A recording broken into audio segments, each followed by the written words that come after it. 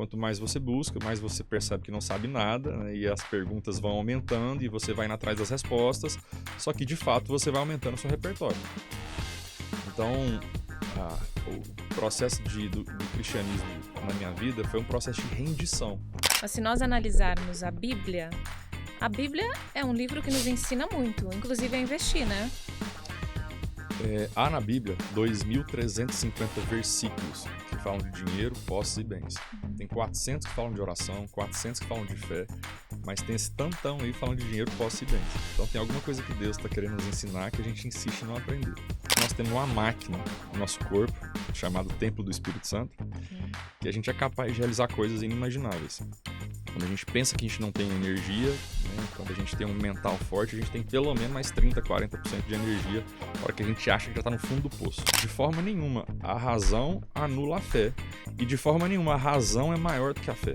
A fé irá nos levar a lugares exponenciais, inimagináveis, que a razão por si só nunca poderá nos levar. Olha, a prosperidade é a ausência de necessidade em todas as áreas da sua vida.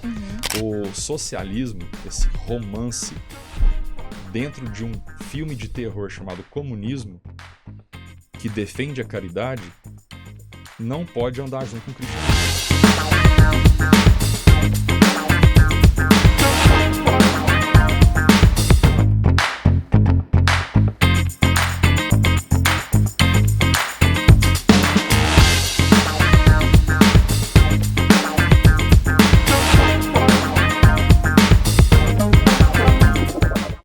Seja muito bem-vindo ao TelaCast, o espaço onde a gente conversa sobre espiritualidade, propósito e bem-estar com um olhar diferente.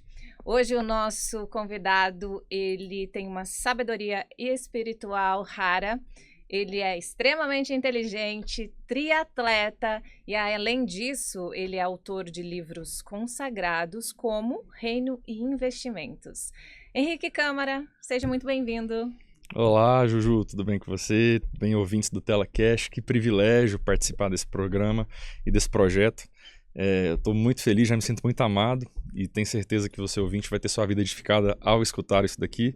E desde já, muito obrigado pela sua atenção e pela receptividade. Mais uma vez, muito obrigado, família do TelaCast. Henrique, você começou no xadrez muito cedo, ainda criança, e com apenas 13 anos você já era campeão estadual. Como essa forma de lidar com raciocínio lógico te ajudou a encarar a vida? Eu tive uma história no xadrez, aprendi com 11, comecei a competir muito rápido. Acho que com 12 anos eu estava em Xangri-Lá, uma cidade pertinho de Porto Alegre, disputando meu primeiro campeonato brasileiro de xadrez. De lá para cá foram horas incansáveis sobre um tabuleiro, pensando e refletindo. E sim, esses momentos desenvolveram no Henrique algumas habilidades que eu trouxe para a vida pessoal e profissional. Então, fazendo uma história longa curta, do xadrez eu vim para o mercado financeiro de capitais. Então, por exemplo, quando eu vou montar uma carteira de investimentos, quando eu vou tomar decisões financeiras, a lógica do xadrez me ajuda bastante. A tomada de decisão sob pressão. Imagina, a gente vive com várias crises financeiras e de tempos em tempos, inclusive no Brasil, diferente da média do mundo, que uma crise demora 7 anos para acontecer, no Brasil demora 2,7, 2,8 anos, se eu não me engano. Então eu tenho que tomar decisões financeiras a todo momento com um cenário caótico, né? Então o xadrez com certeza me deu muita bagagem. Isso inclusive foi tese do meu mestrado nos Estados Unidos. Oportunidade que eu criei as habilidades da ciência xadrez com a ciência e a educação financeira. E o que é mais difícil para você, dominar o tabuleiro do xadrez ou a sua mente? Essa pergunta nunca me foi feita. Olha só, esse dia para trás me mandaram uma reportagem dizendo que existem mais possibilidades de partida de xadrez, matematicamente falando, do que átomos no universo. Então, você parar para pensar, é algo que beira o infinito, né? Mas eu tenho um desafio danado em dominar a minha mente. Não vou te negar. É muito acelerado, tem muitos pensamentos que eventualmente entram na cabeça e a gente tem que tomar conta de tudo isso. Então, eu acredito que a mente seja mais desafiadora. E existe alguma jogada que você aprendeu, né, nos tabuleiros e você trouxe isso para a vida e pratica no seu dia a dia? Tem. Cada peça no xadrez tem um nome diferente, uma habilidade diferente, né? Então, se você parar para pensar desde o início do jogo chamado abertura, existem pequenos truques ali, né? O checkmate legal, o checkmate do pastor e tal.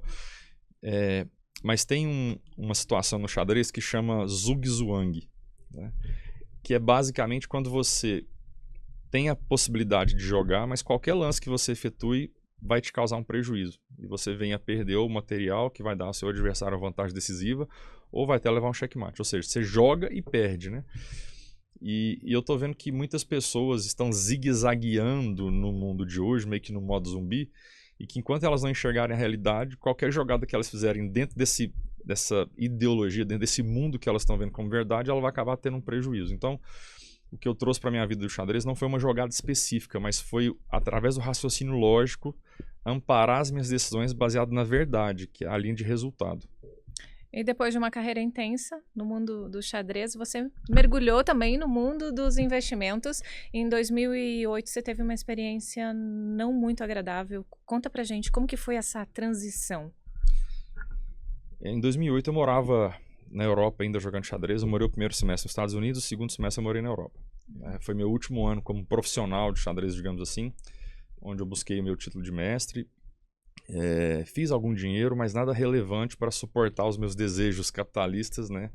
Não era o suficiente. Então eu tive que mudar de projeto. E eu já havia começado a investir um pouco de recursos que tinha à época, mas quem tomava conta do meu dinheiro não sabia o que estava fazendo, e eu também não. E para quem tem mais de 30 e poucos aí, vai lembrar que 2008 foi a quebra do banco Lehman Brothers, né? Que foi aquela bolha imobiliária dos Estados Unidos que acabou repercutindo no mundo inteiro. O Brasil até saiu rápido daquela crise, mas de fato em 2008 houve um período de sangria, né? Então aquele momento ali foi meu bem-vindo ao mercado. Eu literalmente tinha um investimento que virou pó. Virar pó significa zerar. E aí eu fui entender o que tinha acontecido de errado para que eu pudesse evitar que acontecesse no futuro ou até recuperar meu investimento. E nasce dali uma preocupação do Henrique genuína em proteção patrimonial, e hoje isso faz parte do meu branding, da minha estratégia de atuação no mercado, que é ajudar pessoas a protegerem o patrimônio, além de multiplicarem, né, e criarem riqueza. E Henrique, a gente já aprendeu um pouco sobre a sua trajetória no xadrez, mas conta pra gente como que Deus entrou na sua vida. Bom, eu costumo dizer que o meu processo de conversão, ele não tem tanta surpresa ou uma história muito drástica, né, como muitas pessoas têm, ou muito abrupta, ou muito especial, porque de fato eu não tive nenhum milagre específico único para falar, eu tive um encontro com Deus, ou com Jesus, ou com uma espiritualidade, aconteceu. O meu processo foi progressivo e ele se deu através da razão. Eu vim percebendo ao longo da minha vida que pela força do QI, que é a inteligência que eu herdei dos meus pais, e pelo QE, que é as horas aula que eu coloquei a bunda na cadeira e fiz 1000 cursos, especializações, mestrado, doutorado, livros, mastermind, palestras, que isso por si só não me trouxe a sensação de plenitude. Então eu decidi racionalmente permitir que a espiritualidade entrasse na minha vida. E aí começou um caminho, né? Fui fazer catequese depois de velho, fui frequentar missas e cultos, né? Todo mundo queria que me levar para a igreja de uma bandeira determinada, e eu fiz questão de ir sozinho em todas para que eu pudesse, com a minha intelectualidade, decidir aonde eu me sentisse melhor, entendendo, né? Eu sou a pessoa que precisa entender as coisas. E aí eu acabei encontrando vários padres, vários pastores que me aproximaram da palavra, né? E eu tive um primeiro episódio que foi um curso chamado Kroll Finances, Kroll de coroa, que hoje é o maior ministério cristão financeiro existente no planeta. E eu acabei entendendo que todos os erros da minha vida, ou várias respostas a quais eu ainda não tinha, estavam ali amparados na Bíblia. Então foi uma baita surpresa quando eu percebi isso. E daí, já com esse coração sedento na busca, eu acabei indo mais a fundo nas escrituras e fui entender como é que era essa Bíblia. De fato, uma nova perspectiva de reino, uma vez que eu ia à igreja com ainda um sentimento de troca, não era muito bem com o entendimento que tenho hoje, que estou avançando nesse caminho. Então eu comecei a me sentir bem e comecei a buscar aquilo. Quanto mais você busca, mais você percebe que não sabe nada, né? E as perguntas vão aumentando e você vai indo atrás das respostas, só que de fato você vai aumentando o seu repertório. Então, o processo do cristianismo na minha vida foi um processo de rendição. Com o tempo, o meu racional passou a ter as respostas preenchidas, né?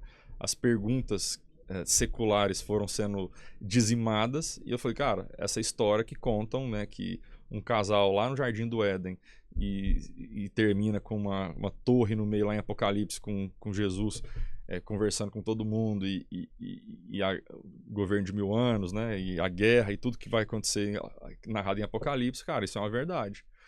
Então eu decidi ir atrás daquilo, e quanto mais você decide se aprofundar nesse tema, você vai se rendendo a ponto que eu fui perdendo a timidez ao longo do tempo. E hoje, jesuicidentemente, né, aos meus cursos e palestras, eu falo menos de investimentos, menos de formação de carteira de investimentos e mais de cristianismo. É incrível o que está acontecendo, é incrível as mesas que eu estou sentando para compartilhar entendimentos racionais sobre a palavra.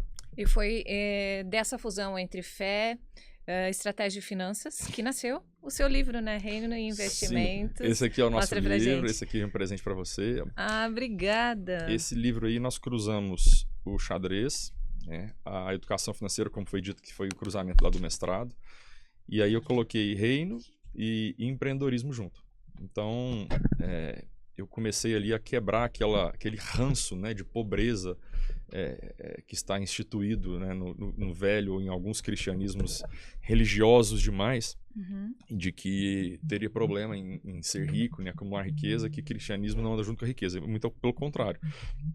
A riqueza é muito defendida pelo cristianismo quando você entende que isso é instrumento para que você possa alcançar mais pessoas, alcançar mais mente de pessoas para que elas possam enxergar a realidade. Então, esse trabalho do mestrado acabou nascendo no livro, o qual já alcançou pessoas inimagináveis, né? A beleza de você fazer um livro é que você eterniza a sua mensagem e abre possibilidades para que você pensa e acredita chegue em lugares que você jamais poderia chegar.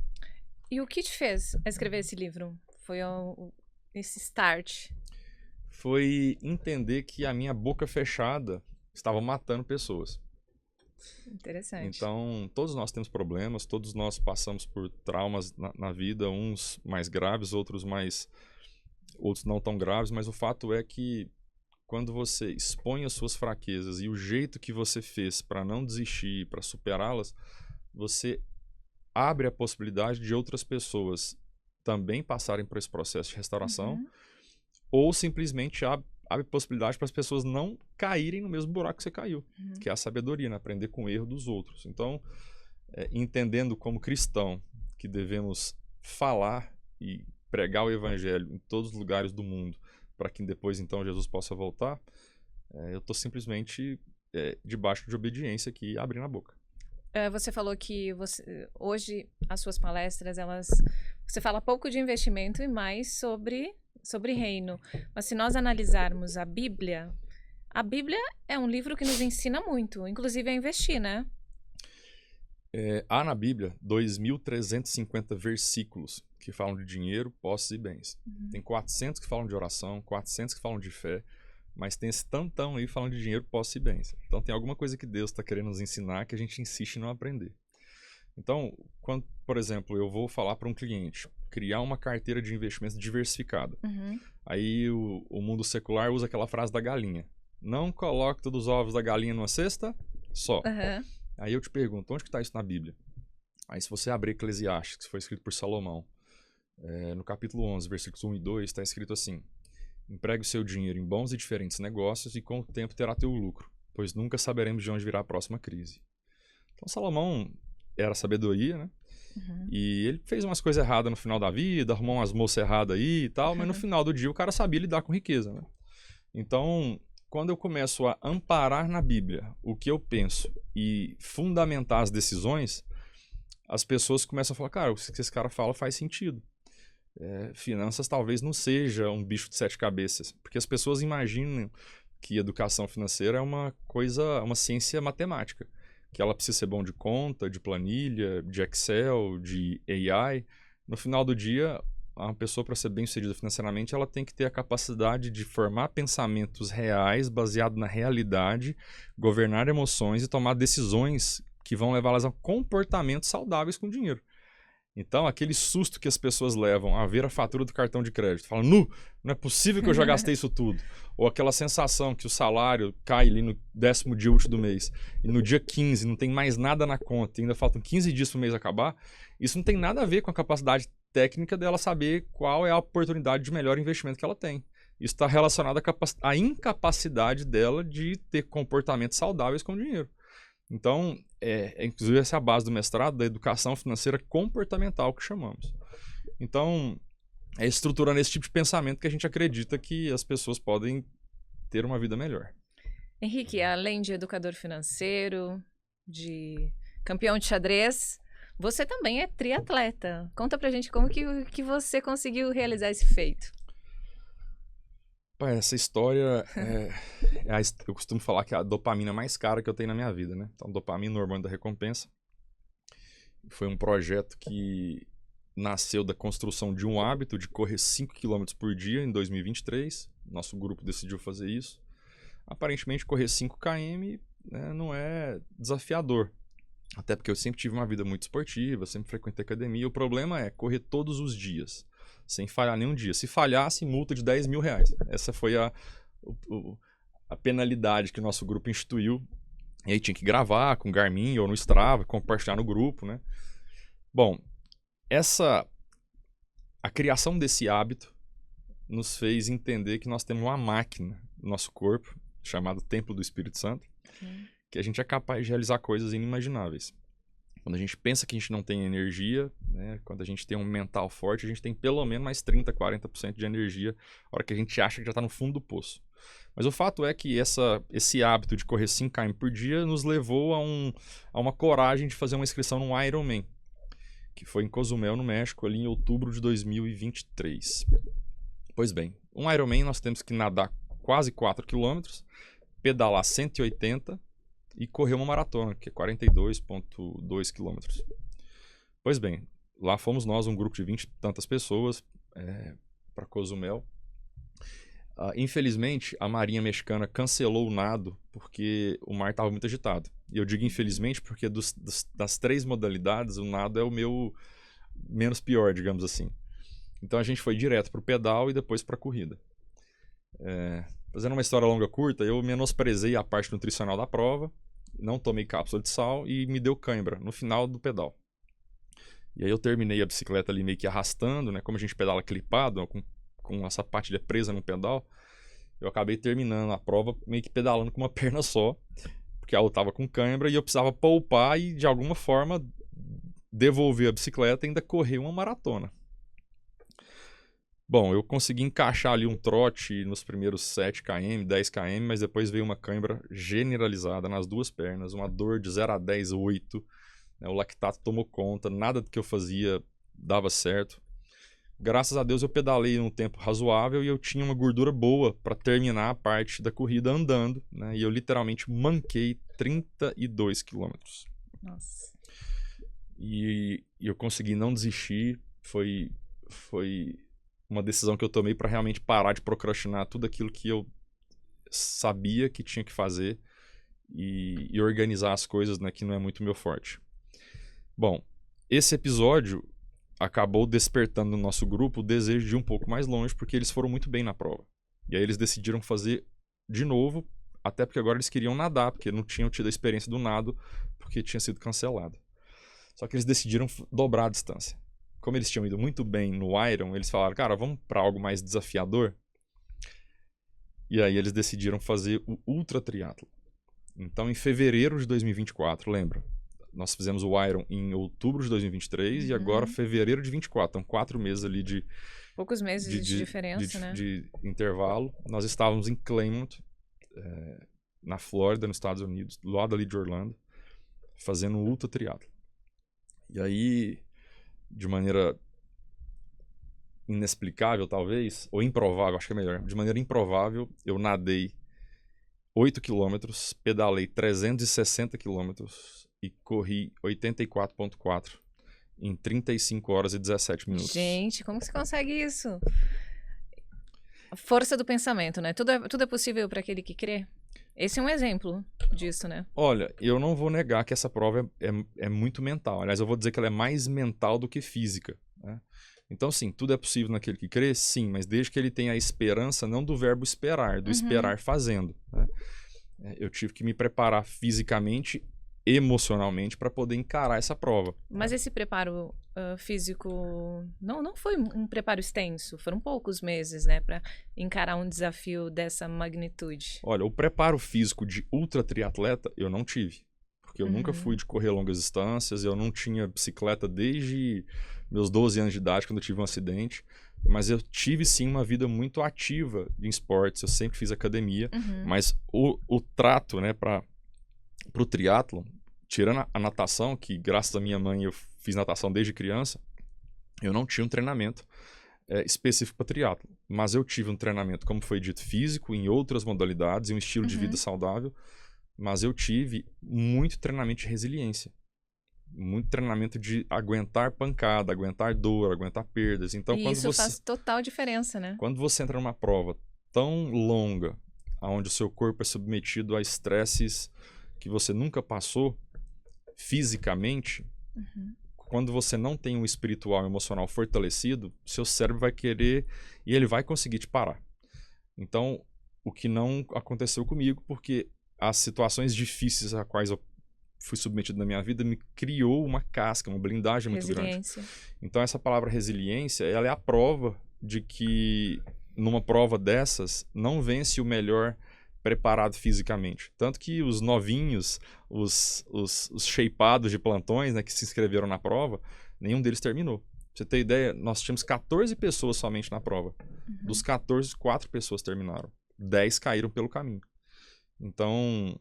Isso é um exemplo de que a sua mente pode te levar muito longe, mas ela também pode te derrubar? Sim. Um reinante, né, ele tem que controlar a mente para que a mente controle o corpo, né? O que acontece hoje, né, nesse mundo que vivemos é que o corpo está controlando a mente. E aí vem todos os problemas que a gente pode se debruçar mais sobre isso também. Então esse foi um grande aprendizado da sua vida? No Ultra Triathlon eu tive vários aprendizados. Eu posso pegar de herança, eu posso pegar a resiliência com certeza, mas eu posso pegar a gestão de tempo, por exemplo. Nós tínhamos que terminar a prova em 36 horas. Então, vai dormir, não vai dormir, vai parar, vai tomar água, vai comer, vai tomar cápsula de sal, vai tomar remédio para dor, mas não tomou remédio para o estômago, então se tomar muito remédio para dor vai arrebentar o estômago. Então, a gestão de tempo, de recursos, né, que é algo muito utilizado, inclusive, no meu mundo de investimentos. Então, era o que norteava a minha cabeça e, com certeza, eu ressignifiquei tempo, eu ressignifiquei dor, eu ressignifiquei organização, ressignifiquei coragem, ressignifiquei medo. Essa prova foi realmente um divisor de águas, aumentou exponencialmente o meu repertório. O autoconhecimento é a base de qualquer mudança? Sim, a gente não consegue promover o bem ou mudar uma sociedade ou mudar um ambiente se a gente não mudar primeiro. E a gente não consegue mudar primeiro se a gente não nos conhecer, né? O Lesles Hal, né, o Id, né, que foi a palavra de Deus para Abraão, é justamente sai de dentro para fora, né? Se conheça, e a palavra fala que mais vale uma pessoa com autoconhecimento do que todo o exército que acabou de ganhar uma guerra. Então, se o homem ele tiver o autoconhecimento de quem ele é e a identidade que ele é em imagem e semelhança do Criador, isso, segundo a palavra, tem muito mais peso e importância do que um exército que cegamente ganhou uma guerra. Como que você equilibra a razão, a emoção e a fé nessa vida maluca? Olha, nesse caminhar meu racional, eu pude perceber que quanto mais racional eu era, menos intimidade eu tinha com o Espírito Santo. Então era algo que eu não queria, né? E obviamente, racionalmente, eu teria que abrir possibilidade para o meu coração ser quebrantado e que a fé realmente pudesse emocionalmente crescer em mim. Mas, ao mesmo tempo, o convite de Deus para nós, que é o coração, ele quer o nosso coração como a primícia, mas ele não nos convida para que nós entreguemos o coração e deixemos o cérebro lá de fora da porta. Então, até se você perguntar, acho que é em Mateus 22:37, quando ele é perguntado sobre qual é o maior dos mandamentos, ele fala amar a Deus com todo o seu coração, todo o seu amor e todo o seu entendimento. Então nós temos que entender a palavra para que a gente possa, inclusive, desenvolver raciocínios para defender a razão da esperança que há em vós. Isso está na primeira carta de Pedro, capítulo 3, versículo 15. Santificai nosso coração ao Senhor Jesus, ao Senhor Deus, e estejamos sempre prontos para defender a quem nos pedir a razão da esperança que há em vós. Ou seja, há um mandamento para o cristão de que ele tenha a capacidade de desenvolver raciocínios e uma linha de comunicação para explicar para as pessoas por que ele acredita nesse Deus, por que ele acredita que Jesus é Deus, por que ele acredita que essa historinha chamada cristianismo é uma verdade. Uhum. Então, o que eu tenho hoje entre razão e fé é o seguinte: de forma nenhuma a razão anula a fé, e de forma nenhuma a razão é maior do que a fé. A fé irá nos levar a lugares exponenciais, inimagináveis, que a razão por si só nunca poderá nos levar. Eu, por exemplo, quem poderia imaginar que hoje eu estaria gravando um podcast com você, sendo referência em investimentos, em proteção patrimonial, e agora nossa conversa está indo para um lado de reino. Né? E para você deve ter sido difícil essa quebra, né? Como que você é uma pessoa muito racional, e o que você acabou de falar, né? Você tentar entender a Bíblia de forma racional, mas Deus, ele só quer o nosso coração. Então, ele nem sempre com o racional a gente chega até ele, né? Foi difícil essa transição para você? Olha, essa transição ela está acontecendo. Eu costumo dizer que isso é um processo, né? Como eu falei, não é errado a pessoa ser racional, desde que ela entenda que unicamente a racionalidade dela não vai ser capaz de produzir uma plenitude. Uhum. Porque Deus nos convida para entregar-nos o coração e para que cremos no Senhor Jesus com essa fé. Uhum. Mas entendendo que Ele nos convida também para ter a razão, eu me joguei nesse processo. Uhum. Então, se você perguntar se foi difícil, não. Está sendo prazeroso, está sendo talvez mais lento do que outras pessoas que têm uma sensibilidade muito maior, que é menos racional e que se joga, né, que não tem um cérebro que toda hora coloca uma dúvida, coloca um si, coloca um desafio, uma barreira. Mas está sendo muito gostoso, porque desafiar a minha razão para viver o impossível e acreditar numa fé está me proporcionando momentos como esse que é muito gostoso. Porque é muito difícil entender a Bíblia de forma racional, né? Porque tem muitas contradições lá. Porque, por exemplo, o que vem de Deus traz paz.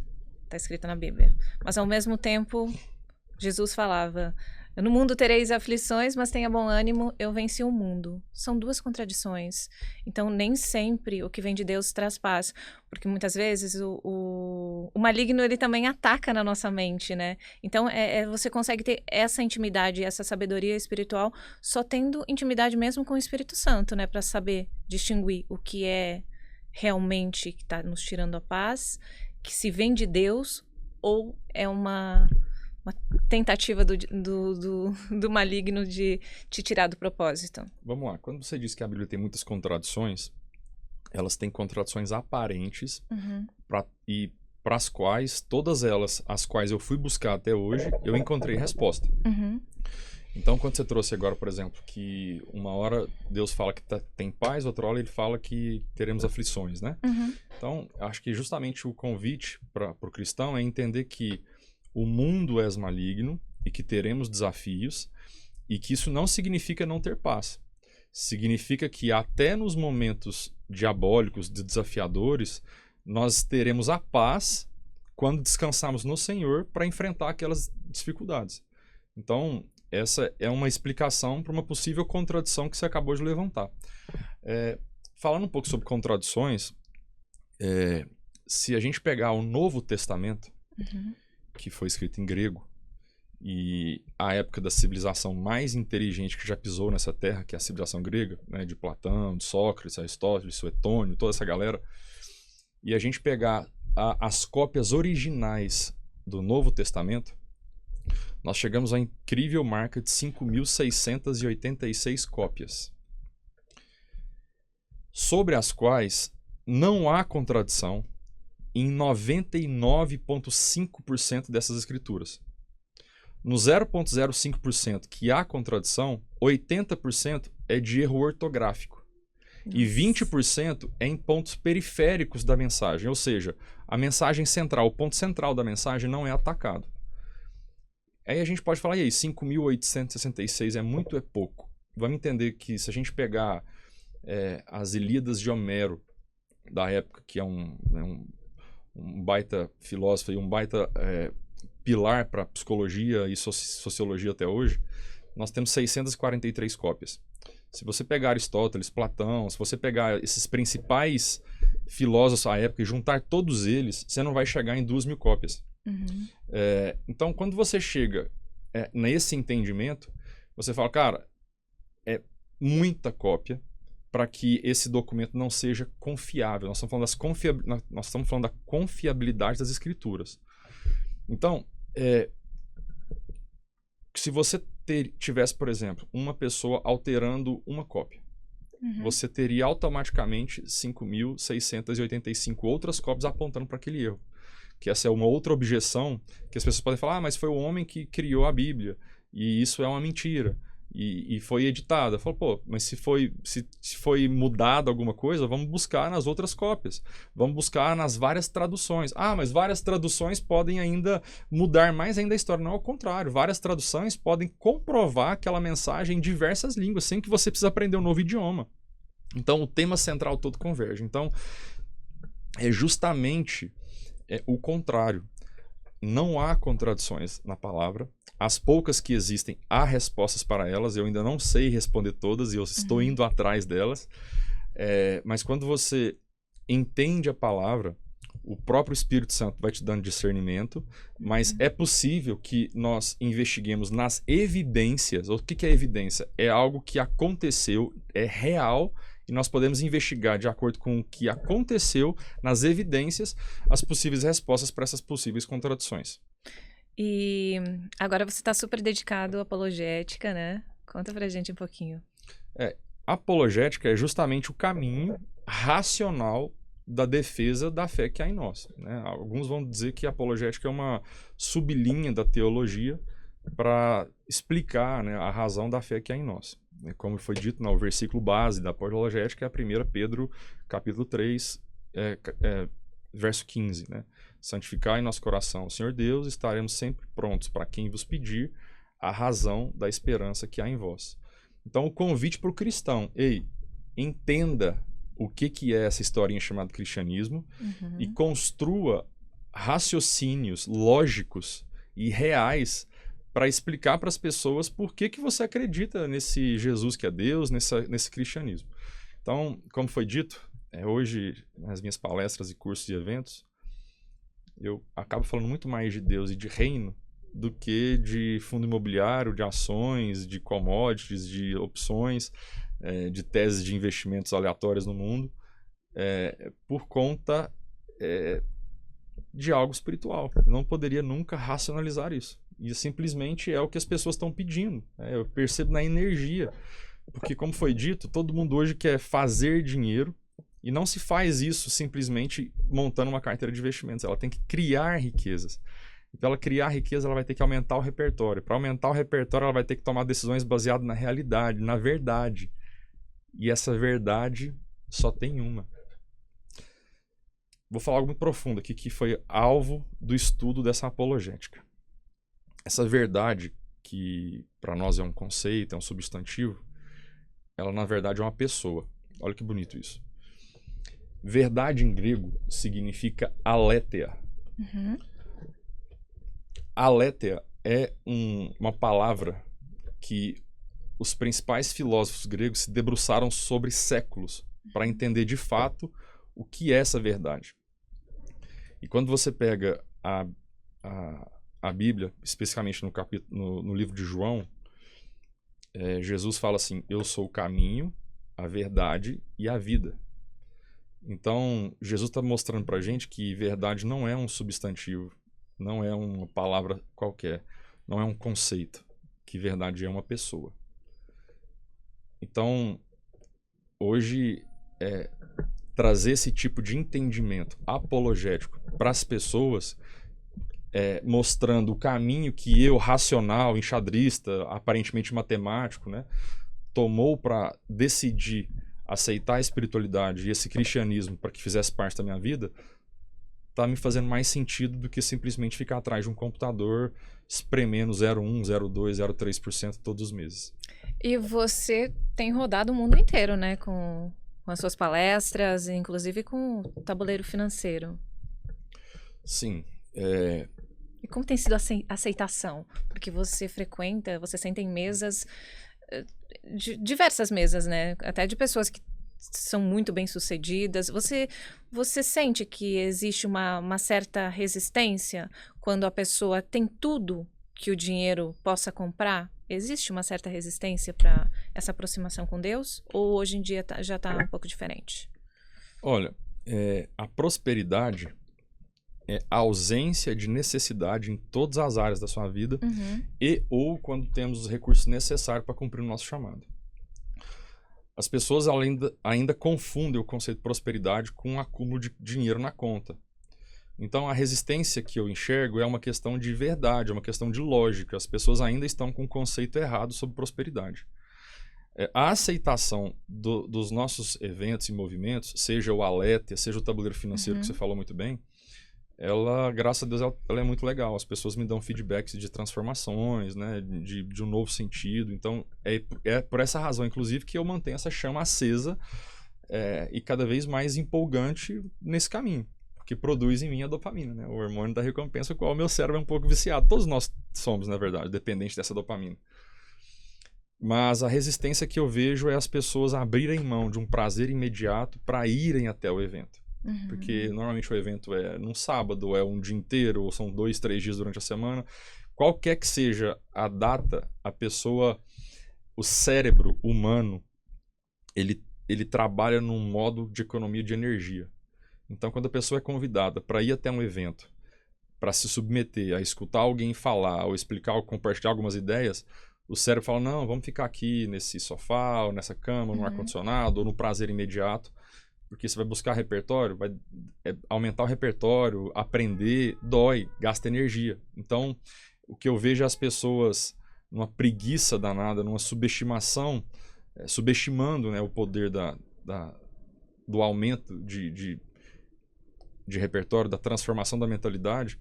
E eu ainda vejo elas muito distantes da realidade, porque é um mandamento para o cristão aumentar o conhecimento, aumentar o repertório, entender a verdade. É só o conhecimento e a verdade que vai libertar a turma.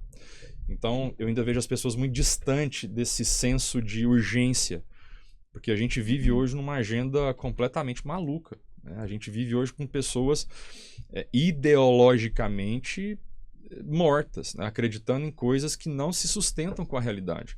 E isso me preocupa bastante. E qual conselho você daria para a pessoa que está querendo prosperar, assim, não só financeiramente, mas em todos os aspectos da vida e não sabe por onde começar? Olha, é muito difícil você pegar todas as áreas da vida e colocar energia para melhorar todas elas junto. Né? Até a pessoa pode entrar até num negócio que a gente chama de obesidade cerebral. Ela vai absorver um monte de informações e ela vai acabar ficando parada por falta de foco. Né? Então, fazer uma gestão do tempo assertiva, estabelecendo prioridades e qual é a área da vida que ela talvez esteja mais necessitada, ela escolher por grau de urgência e começar ali uma rota de aumento de repertório. Eu estou repetindo essa palavra muitas vezes, repertório, porque realmente ela é a base, né, para a gente aumentar a nossa capacidade. Está escrito lá em Mateus 25, 14 a 30, nós temos a parábola dos talentos, que é Jesus ali, escatologicamente falando, na última semana dele em vida, né, antes da morte dele, explicando para os discípulos como era o reino. E aí ele fala que um senhor saiu de viagem e deixou com alguns trabalhadores, alguns servos, alguns talentos. Né? E lá na palavra fala, ele deixou de acordo com a capacidade de cada um. E essa é a capacidade que eu estou falando do repertório. Então, se nós queremos receber mais talentos, mais bênçãos, se a gente quer que mais oportunidades aconteçam na nossa vida, nós temos que aumentar a nossa capacidade. Então, o conselho que eu dou para as pessoas é decidam aumentar esse repertório. O primeiro passo para ações acontecerem é a gente entender da nossa mediocridade, da nossa pobreza intelectual diante do Senhor e decidir resolver esse problema. Então, tomou uma decisão de aumentar o repertório, agora é um caminho. Não vai acontecer assim. O caminho o aumento dessa capacidade, desse repertório, é um processo. A gente chama de lifelong learning, eterno processo de aprendizagem. E a vida da pessoa passa por uma transformação genuína, porque ela passa a decidir fazer uma gestão do tempo dela mais eficaz e não ficar simplesmente preso nas dopaminas baratas das redes sociais, porque a superficialidade das redes sociais não vão gerar transformações profundas necessárias para que ela possa aumentar o repertório. E quando você fala em reino, há uma visão de família também nesse contexto? Com certeza. A família é a embaixada do reino. O que ocorre? O reino está em vós, né? Eu já tive essa discussão teológica com vários padres e pastores e vários intelectuais da palavra, e eu pergunto para cada um deles o que é reino. E é engraçado que cada um me dá uma resposta diferente. E a conclusão que eu chego é que o reino de Deus ele é tão grande, tão bonito, tão infinito, tão maravilhoso, que é impossível o nosso vocabulário definir o que é reino em uma palavra ou em uma frase, né? Então, como as pessoas, esses vários teólogos, eles definem reino de diversas coisas, eu vou me atrever a falar que todos eles acertaram dizendo que o reino é prosperidade, ou seja, crescimento, disrupção, que o reino é transbordo, que o reino é família, que o reino é um lugar no paraíso junto de Deus, que o reino é o exército de Cristo na terra. Eu já escutei tudo isso e tudo isso faz muito sentido. Mas eu entendo por reino, então, juntando tudo isso, que é um estado mental que está em voz de governo e que vai possibilitar que nós sejamos o exército de Cristo e que a gente possa viver uma eternidade de maneira hierárquica. Veja, a salvação, ela vem exclusivamente pela fé. Então, se você acreditar que Jesus é seu salvador e reconhecer a sua fraqueza e que você precisa dele, acreditou nisso, é como se você tivesse comprado um seguro de vida. Só que você não precisa pagar nada porque ele já pagou por nós na cruz. Beleza. Mas eu entendo que o reino há sim uma hierarquia baseada nas obras que você faz como consequência dessa fé. Então isso aqui inclusive já é uma discussão teológica apologética que não é o tema central que concordamos sobre o cristianismo, mas é um tema muito importante. Porque existe uma discussão teológica se se a salvação vem pela fé ou pela obra. Eu não quero entrar nisso, mas eu quero dizer o seguinte, elas também não são contradições. A salvação é pela fé, mas como vai dizer lá em Tiago, toda fé sem obra é morta. Então nós vamos dizer o seguinte, como conciliar isso? É que a obra ela é uma consequência da fé. Tem pessoas que fazem caridade, pessoas que fazem obras, né, de doações e tal, só que se ela não fizer com a fé, com a motivação certa, isso não resolveu o problema da salvação dela. Então se ela não está salva, ela nem vai entrar no reino. Todavia, ela pode sim fazer caridade, isso pode ter consequências benéficas, as pessoas podem se aproveitar disso, mas para a salvação é preciso ter a fé e a crença que Jesus é Deus e que Ele é o nosso único Salvador. Beleza. Dito isso, nós começamos um processo de ajudar as outras pessoas com essa caridade, mas com a fé como pilar. E essa caridade, ela não pode ser obrigatória, porque Deus nos convida a devolver para Ele, porque caridade é isso, devolve algo que Ele já te deu. Então, como Ele criou todas as coisas, tudo era dele, Ele nos permitiu governar esse bem durante um período na vida, e a gente é convidado a devolver isso para Ele. Então, quando a gente devolve o dinheiro ou a obra ou para Deus, nós estamos com a motivação correta. Todavia, essa caridade, quando ela não é feita com amor e ela é feita como mandamento, isso é um problema. E aí você entra no problema, com todo respeito às outras religiões que não acreditam no Jesus como Salvador, que o que interessa é a caridade, é que essas pessoas acreditam que elas são a fonte da moralidade, que elas são a fonte do que é bom e do que é mal. E com certeza há pessoas que não acreditam que Jesus é Deus, ou seja, há pessoas não cristãs que promovem muito mais caridades e andam muito mais perto dos valores cristãos do que vários cristãos que eu conheço.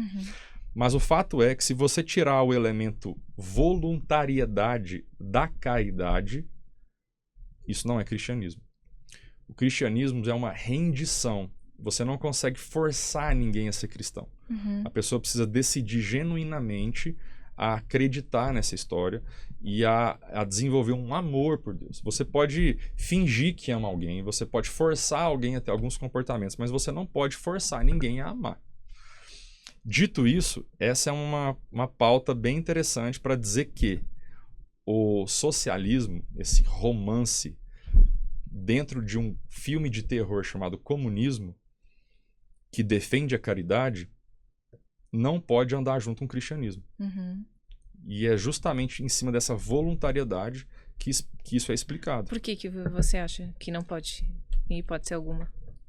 Veja, quando você analisa a caridade e a voluntariedade dentro da caridade, você separa cristianismo de socialismo e comunismo. Por quê? Porque o socialismo e o comunismo, eles te obrigam a fazer a caridade, eles te obrigam a dividir a riqueza, eles te obrigam a não ter propriedade privada, principalmente no comunismo. O cristianismo não é isso. O cristianismo é um convite de amor genuíno, de decisão voluntária para que você doe. Então isso por si só já separa então, cristianismo disso. E comunismo não podem andar juntos em hipótese alguma. Certo. E eu vou além. O cristianismo, ele é o verdadeiro antagonista do comunismo. Olha só que profundo que é isso. A herança de Karl Marx nos diz que iriam acontecer transições de modelos econômicos.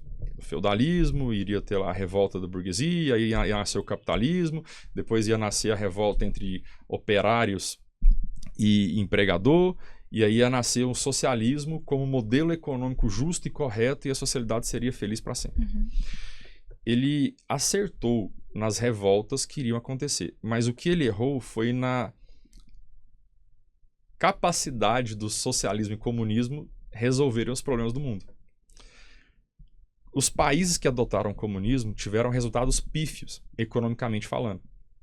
Então, eles perceberam que as leis da economia eram indomáveis. Há quem diga que as leis econômicas são tão fortes quanto a lei da natureza.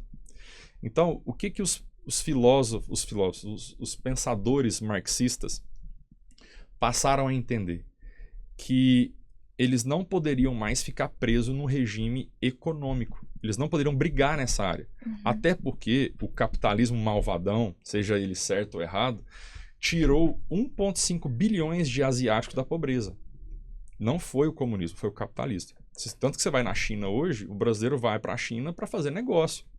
Então, falar que a China é um comunismo é uma completa ignorância hoje. Né? A China é um capitalismo ditatorial. Não vamos defender que eles estão fazendo certo, né? Sendo ditadura e tendo uma mão de obra barata quase escrava, mas o fato é que lá é um país capitalista.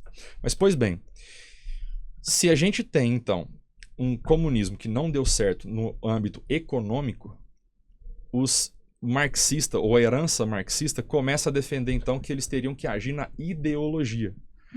E você tem isso muito forte na figura de Antonio Gramsci, que era um deputado italiano, comunista, preso no regime de Mussolini, em 1900 e pouco. E ele escreveu 3.000 páginas, né, que ficaram conhecidos como os Cadernos do Cárcere. E nesse caderno ele fala exatamente isso. Para o comunismo ser instituído, instaurado, as pessoas terão que trabalhar no âmbito da ideologia e não mais no âmbito econômico. E aí, qual que é a estratégia que o comunismo utiliza para atuar ideologicamente? Ele vai atuar exatamente naquilo que você falou ali atrás, atacando a família e atacando a igreja. Então, como que eles fazem? Eles vêm com uma estratégia de sedução, depois eles vêm com a estratégia de separação. Então, eles trabalham em grupos separados, pequenos. Depois que esses grupos estão separados, eles ficam vulneráveis, porque tudo que é separado fica mais fraco. Então, esses grupos seduzidos, separados, ficam fracos. Qual que é o problema desses movimentos? É que as pessoas são convidadas ou iludidas a coisas que não são reais, que não têm evidências na realidade. Por exemplo, se a gente pegar a pauta do LGBT, por exemplo, nada contra um homossexual, muito pelo contrário, eu tenho amigos, já tive funcionários e tá tudo certo. O problema do movimento LGBTQ, eu nem sei mais as letras que tem, né? Existe um tal de Q de queer, a gente não sabe o que significa queer. Inclusive, olha que loucura que nós estamos chegando. Numa Universidade Federal, se eu não me engano, do Rio de Janeiro, um mestrado ou um doutorado em matemática, era matemática queer. Olha o nível que nós estamos chegando da universidade. Daqui a pouco vamos voltar nesse tema da universidade, mas o que está acontecendo a gente tendo essa dissonância da realidade, as pessoas começam a acreditar em algo que não é real. Então, o problema do LGBTQ, por exemplo, é que um homem nunca vai poder ser uma mulher.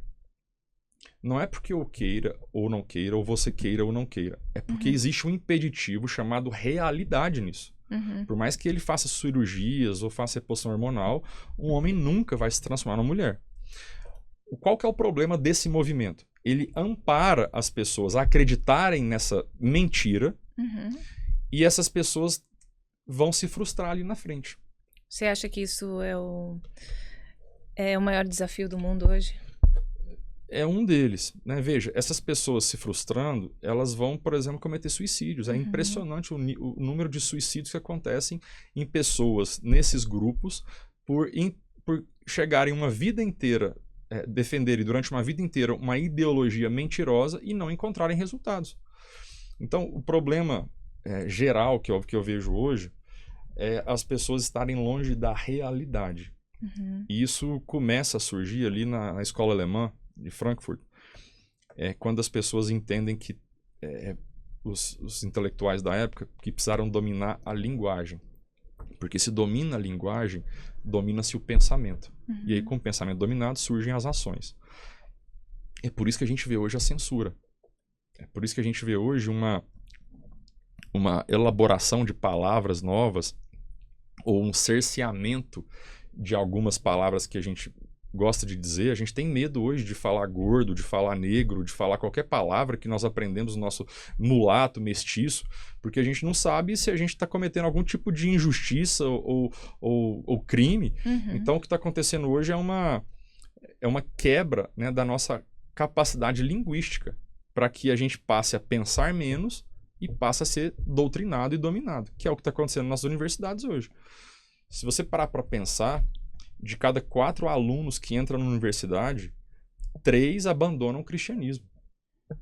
Então, nós crescemos numa geração que ainda era um luxo, né? Era um desafio você trabalhar, passar num vestibular e fazer uma federal. Né? Não, quando eu era criança tinha religião, uma matéria específica na sala. Hoje, o que está acontecendo, nada contra, de novo, eu tenho uma objeção à pauta, eu aceito que as pessoas pensem diferente, isso é tolerância, eu só não acredito que o modelo de mundo delas é verdadeiro. Portanto, é um direito que eu tenho, mas eu amparo o diálogo, eu amparo a tolerância, eu aceito essas pessoas pensarem diferente. O que está acontecendo na universidade hoje é que só tem uma verdade, que é a delas, que é uma ideologia que não se prova nas evidências. Você não tem hoje a liberdade dentro de uma faculdade federal, ou dentro de várias escolas, de colocar a sua visão conservadora, por exemplo. Porque só tem a pauta progressista lá. O conservadorismo é uma ideologia que propõe que a gente tem que manter as coisas que deram certo e trocar ou estar aberto para a mudança das coisas que não estão dando certo, mas à medida da prudência. Ou seja, as evidências mostrando que esse caminho não está dando certo, a gente pega o que está errado e abre a possibilidade para mudança. Mas a gente mantém o que deu certo. Então, muitas coisas que você aprendeu com seus bisavôs, seus avós, seus pais, seus ancestrais, elas devem ser mantidas, porque elas resistiram ao teste do tempo. Agora, há de se concordar que o mundo está mudando a velocidade muito grande e nós não somos cegos e não vamos ser hipócritas e vamos falar, cara, vamos mudar o que precisa ser mudado. Mas a proposta do mundo hoje, dessas pautas ideológicas progressistas, jogue tudo para o alto, nada funcionou e vamos colocar um modelo de mundo ideologicamente correto dentro da nossa ideologia, dentro da nossa ideia, que faz sentido para nós, mas não há evidências científicas nenhuma que esse modelo para de pé. E a gente vive nessa barbárie, nesse mundo maluco daí hoje. Isso tudo que você acabou de citar, você acha que se torna um grande desafio para a apologética? Sim. Se a gente não consegue explicar para as pessoas a razão da esperança que há em vós, a gente fica impossibilitado ou fragilizado na nossa capacidade de mudar o que essa pessoa pensa. Então, o grande problema disso é que a base lógica dessa pessoa é diferente da nossa. Vamos pegar, por exemplo, aqui uma pauta importante sobre esse assunto, é o ateísmo. A pessoa que é ateu, ateia, por exemplo, que é todo direito, é uma possibilidade ela não acreditar em Deus, ela não acreditar que Jesus é Cristo, porque Jesus de Nazaré existiu. É uma completa loucura as pessoas negarem que Jesus de Nazaré existiu. Há vários fontes, né, livros, documentos de pessoas não ateias de todas as épocas e séculos que comprovou que Jesus de Nazaré existiu. A discussão que existe é se ele é Cristo ou não, se ele é Deus ou não, se ele fez os milagres ou não. Beleza, a gente abre a possibilidade para que essa pessoa pense diferente e não acredite nisso. O problema do ateu é o seguinte: você não sabe, até conversar com a pessoa, se ele é um ateu de ordem moral ou se é um ateu de ordem intelectual, até que ele abra a boca. Um ateu de ordem intelectual é que ele acredita que um outro modelo de mundo, sem ser o cristianismo, é a verdade. Tá tudo bem, nós temos que respeitar. Lembra, tolerância? Embora nós não vamos acreditar em outro modelo, porque nenhum outro modelo de mundo, na minha opinião, tem as evidências que o cristianismo tem, nós vamos debater e aí essa pessoa vai acreditar, seja que a ciência não tem nada a ver com Deus, que para mim também é outro absurdo, mas nós vamos respeitar a opinião. Agora, a maioria das pessoas não tem a capacidade intelectual de comprovar ou de sustentar esse ateísmo. Até porque estão tão rasas na rede social que elas nem conseguem ir para a ciência. E se for para a ciência, nós também temos argumentos para defender o cristianismo. Aliás, a ciência e a teologia, elas andam juntas. Deus tem uma relação com a natureza, assim como a ciência tem para a teologia. O Big Bang existiu, inclusive a teoria do Big Bang foi criada por um padre, Geraldo Lemaitre. Então, o Big Bang comprova a existência de Deus. E a ciência, recentemente, em 1950 para frente, ela se rendeu ao que sempre foi dito lá atrás no Antigo Testamento, que Deus criou todas as coisas. Mas voltando aqui para o ateísmo, essa pessoa de ordem intelectual, ela vai receber as respostas ao qual eu acabei de começar um caminho. Mas a de ordem moral que é o problema. A maioria dos ateus hoje, eles são ateus porque eles não querem confronto com o cristianismo. E eles querem encontrar, dentro de uma ideologia deles, um modelo de mundo que dê guarita às loucuras que eles estão vivendo, aos desmandos da vida. Porque o cristianismo não é algo que vai confortar as pessoas, que vai ampará-las no que elas querem fazer. Não, existe uma fonte da moral objetiva, que é Deus, e por isso há o certo e o errado, e elas têm que entrar nesse enquadramento, que a fonte do conhecimento do bem e do mal não é o homem, é Deus. O primeiro pecado, inclusive, da humanidade, que foi o desfrute, né, que o Adão parou de desfrutar, mas logo depois ele mordeu lá a maçã, a Eva mordeu a maçã, ele mordeu e tal, é que eles, inclusive, decidiram que ali eles queriam ser fonte do conhecimento do bem e do mal e da própria razão. E aí que está o problema. Então, quando você pega um ateu moral, ele não dá conta de defender intelectualmente a sua fé. Logo, ele passa a falar o seguinte: não, a Bíblia tem contradições, não, isso aqui não é verdade, Jesus não é Deus, não, a gente pode fazer isso aqui, essa punição, essa restrição que está na Bíblia não funciona assim, então ela passa a relativizar a Bíblia em algumas partes, ou quando não acreditar por completo. E aí qual que é o problema? Quando ela se abre ao debate, você começa a quebrar os argumentos dela. E aí você percebe que ela fica pulando de argumento. Então ela fala um argumento, você vai lá e fala: olha, isso não é assim, a gente tem esse raciocínio para contradizer isso que você pensa. E aí ela vai pensando, e ela vai pulando de argumento. Essa pessoa não há muito o que fazer, a não ser tratá-la com respeito, fazer oração e fazer um patrocínio positivo. Mas é a grande verdade hoje. Ser um estrategista do reino é muito mais difícil do que um estrategista financeiro, né? Com certeza. Exige muito mais variáveis. Pensa, eu vou ter que conversar com essa pessoa que tem uma base lógica completamente diferente da minha e vou ter que ter a paciência para entender que eu não consigo entregar tudo para ela de uma vez porque ela não tem capacidade de absorver. Ela está tão rasa no nível de consciência dela que não tem nem vocabulário que ela possa entender tudo que a gente está conversando. Então eu vou ter que ir por etapas com ela. É por isso que eu falo que a conversão ao cristianismo ele é um processo de conversão, é um processo lento, eterno, demorado, né? E é um processo de aceitação da própria pessoa, ela tem que estar aberta a coisas novas, né? E esse ateu moral, ele não está aberto. Você pega uma pessoa, por exemplo, o ateu moral, ele tem raiva do crente. Passa aquela senhorinha lá com a Bíblia debaixo do braço, ela fala, ih, lá vai mais uma esquisita aí para ficar gritando e orando e jejuando e fazendo várias coisas que não fazem parte da minha rotina. Isso é caso de psiquiatria. Né? Você ter raiva de uma pessoa só porque você colocou ela no mesmo grupo de pessoas, isso representa algum trauma que você teve na vida e que promoveu em você uma distorção da realidade. Né? Não estou dizendo, de novo, que todo cristão faz coisas boas, que o modelo de mundo dessa senhorinha ou de outro, que os atos dela são benéficos ou não, mas estou dizendo que o ato do ateu moral de julgar a pessoa por uma aparência sem conhecer de fato o que aquela ideologia tem de argumentos sustentáveis nas evidências, esse é que é um problema. Eu acho que tudo que é extremista se torna um problema, né? Porque você não fica aberto para nada. Você fica naquele seu mundo, você só enxerga aquilo. O extremista é uma pessoa não tolerante. É uma pessoa que não tolera pessoas que pensam diferente. E aí vem a questão da separação. Quem é extremista, os extremos esquerdos, os extremos direitas, eles vão acabar promovendo uma discórdia, uma separação. Promovem o ódio. Se você tem uma separação, você chega no significado de diabo em grego. Diabo em grego é aquele que separa. Ou seja, tudo que separa, o Satanás está ganhando. Então, toda vez que a gente tem um movimento que separa homem de mulher, branco de negro, e qualquer outro movimento separatista, você tem obra do Satanás. E é por isso que o comunismo ele ataca família. Para deixar o filho insubordinado ao pai, desobediente, para deixar a mulher não submissa ao marido, para deixar o homem muito longe de decidir morrer pela esposa, assim como Jesus morreu pela igreja. Você tem ali um ataque feroz à família e à igreja. Grande desafio você tem pela frente, hein, Henrique?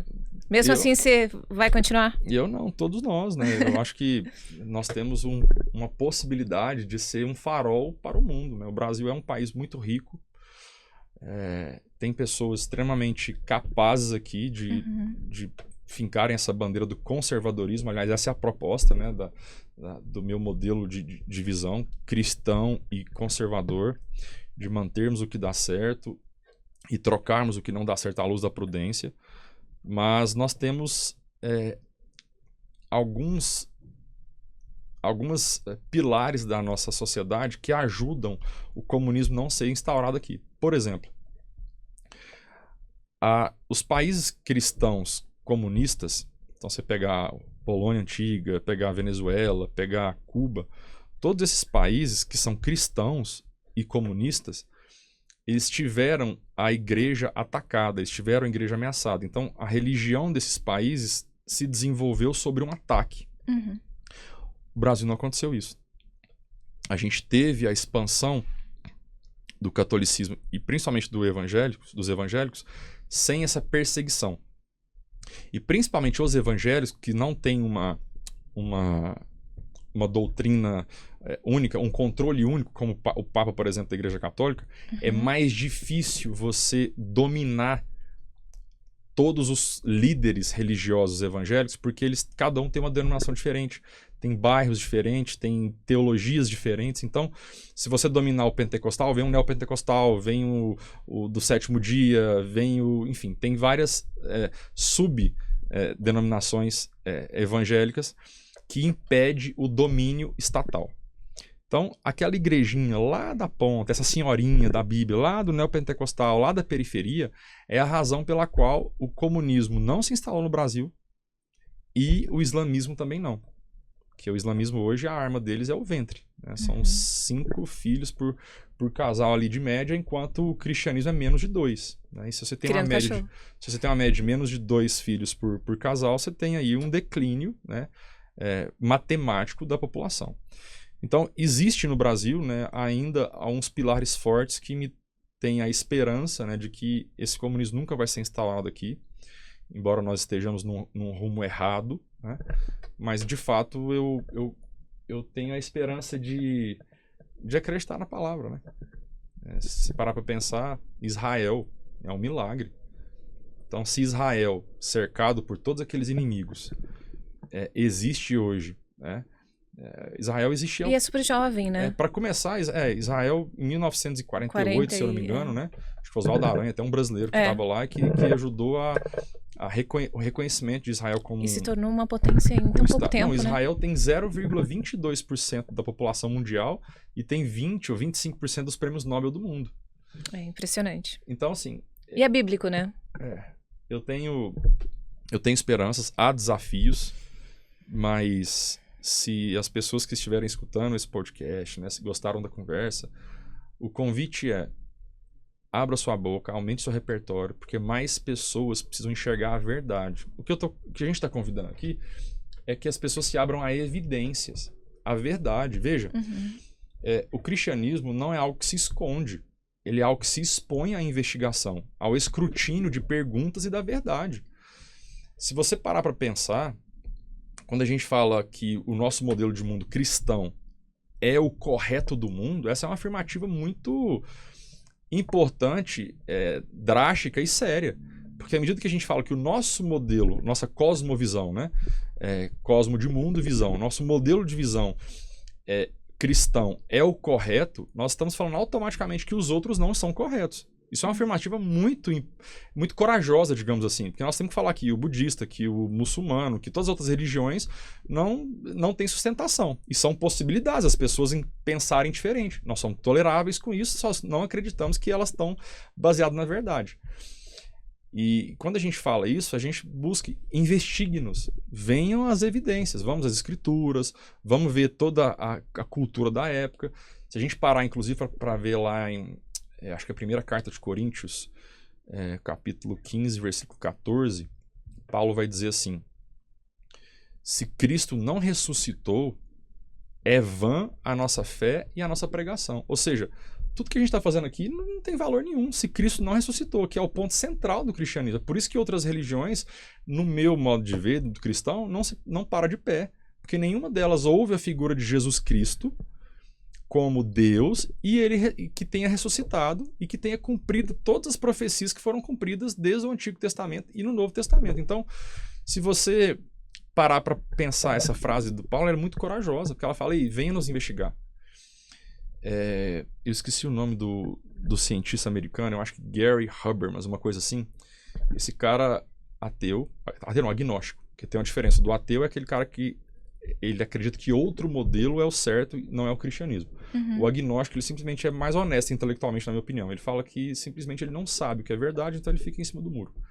Mas esse cara, o Gary Habermas, se eu não falei o nome errado, ele passou a metade da vida dele, as obras que ele produziu, para provar que Jesus Cristo não ressuscitou.